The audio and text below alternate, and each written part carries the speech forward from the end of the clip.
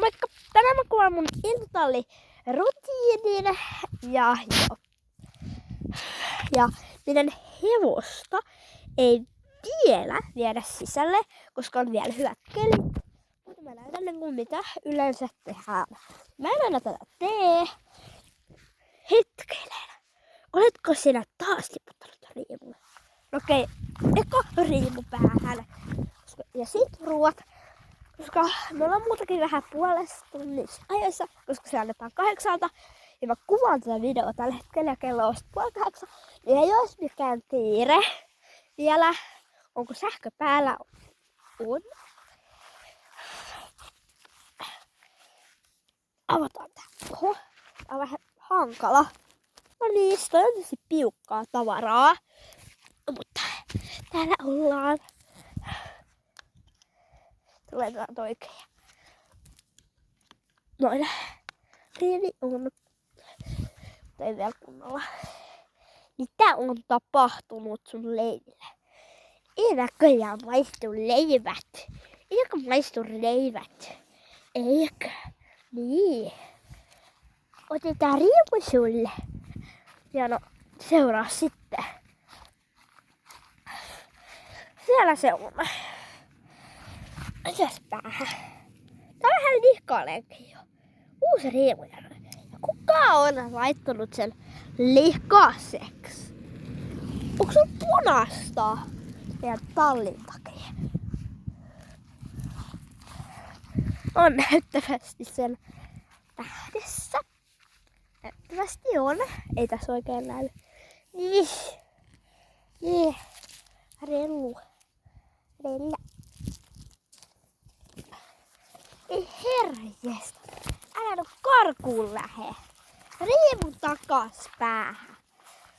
Ja tästä on. Täytyy ottaa nää hapset pois. Kannas. Siellä liikkuu kun ihan huutaa. No eikä se haittaa. Onko koko hapsu pois äs? Odottakaas. Nyt mä sain sen. Nyt sitä ei tuottaa vielä tosta. No, nyt se on tolleen. Ja mä saan sen tuonne päähän. Tuonne hevosen, joka osaa tiputtaa sen riemun joka päivä melkein. Laitetaan riimu sulle päähän. Niin, riimu päähän. No okei, odottakaa hetki kun se lähtee. Se ei halua näköjään sen riimuun päähän, niin odottakaa hetkeä. Nyt on riimu päässä ja hapsut paikalla. Se ei oikein halunnut, että noita hapsuja laitetaan silleen kunnollakin. Mutta sain ne kuitenkin, koska tai no, kyllä se vaan oli, että what are you doing? Kun mulla ei ole riimu päässä, se vähän ajatteli varmaan sellaista, hei. Kyllä se sit seuraavaksi tykkää, koska ei ötökät kiusaa sen naamaa oikein silloin, koska se vihaa niitä ötököitä, kun ne pyörii sen naamassa enemmän, kun ne pyörisi jossain muualla. Niin se vaan ihmettelee, että mulla ei ole riimu päässä, mitä vielä. Mutta otetaan ruuat. Tää kestää about joku 5 minuuttia vielä, koska mä en näytä ihan kaikkea. No kyllä mä puhun. Se mitkä on järkevintä, niin kyllä mä ne näytän ne järkevintä, että heille mitä mä teen. Mutta meidän hevonen kyllä rupee olemaan, niin seuraavassa kuussa rupee olla karsinassa. Sitten silloin, kun tulee seuraava hyvä kuukausi. No. Lelaa, saat porkkanaa. Niin, porkkanaa. Ja joo. Sinä saat porkkanaa. Tuoppa tänne.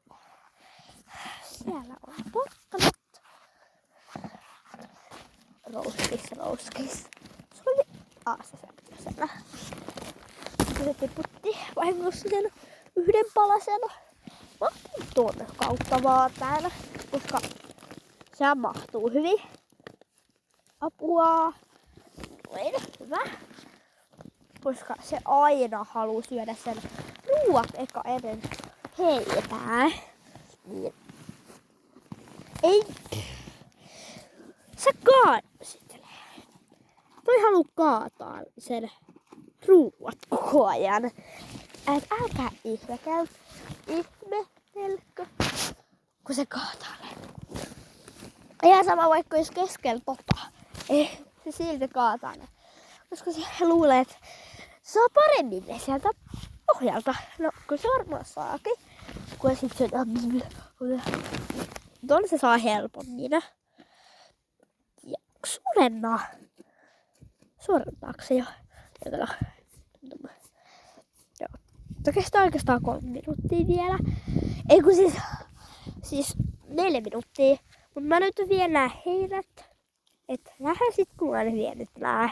Nyt on heinät. Että nopee tonne. Tarkenna. Tyhmä. Noin. Punainen väri häiritsee sua niin paljon kamera.